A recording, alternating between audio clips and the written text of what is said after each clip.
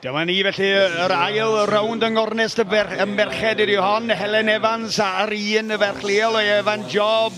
Sarah Rees ar y ddau wedyn o Landefalle ar 3 Kate Turner yr holl ffordd o Australia. Susie Parish ar 4 o Loegr. Tora Lambert o Australia ar 5 ac o Loegr ar 6. Lizzie Cole dyna'r enwau chi, dyna'r merched sydd yn herio i gilydd am Beca Pwriaeth y merched ar y bore dydd Iau yma yng nghanolfan Gneifio Meirion. Mae'n boeth yma fyna. Dorf anrydeddus iawn yn gwylio allan yma fel arfer fel sa'ch chi'n disgwyl, ac mae wedi bod felly ar hyd yr wythnos a dweud y gwir. Llawer iawn o gefnogaeth i'r ganolfan Gneifio yma gan y cyhoedd a diddordeb mawr yn y busnes Cneifio yma. Mae hwn yn cynyddu o flwyddyn i flwyddyn a dweud y gwir, a dyn ni'n edrych ar y ferch ddaeth yn fuddigol y llynedd yma'n hyn rwan, Susie Parish. Mae hi'n gneifreg brofiadol dros ben. Tora Lambert ydy hon wedyn o Australia wedi penderfynu mynd i deithio. Mae'n 2-4 oed erbyn hyn a wedi penderfynu mae Cneifio ydy'r ffordd hawsa i wneud bywoliaeth tra'n teithio'r byd, ac mae'n mynd i gael profiadau byth gofiadwy ar ei thaith. Mae wedi treulio 3 mis yn Lloegr yn Cneifio yn fan'na, yn dysgu arfer gyda croes bridia fel oedd hi'n dweud, wedi arfer efo merinos allan yn Australia, rhywbeth gwahanol iawn iddi hi o dod i Loegr a dod ar draws y defed gwahanol.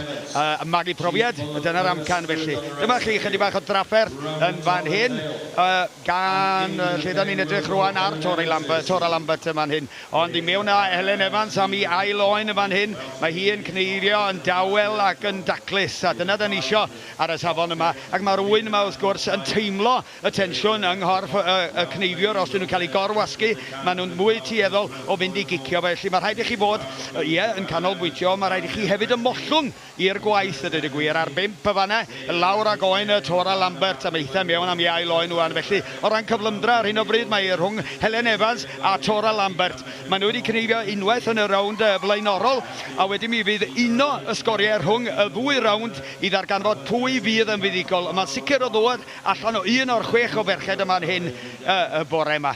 Felly dyna ni lawr a oen cynta Lizzie Cole yma na o Loegr, a mewn â hi yn syth am yr ail oen. Popeth ar reolaeth gynnu hi setlo'r oen a lawr, un goes tu ôl yma na i gael gafel arno fo, a wedyn i ffwrdd â hi.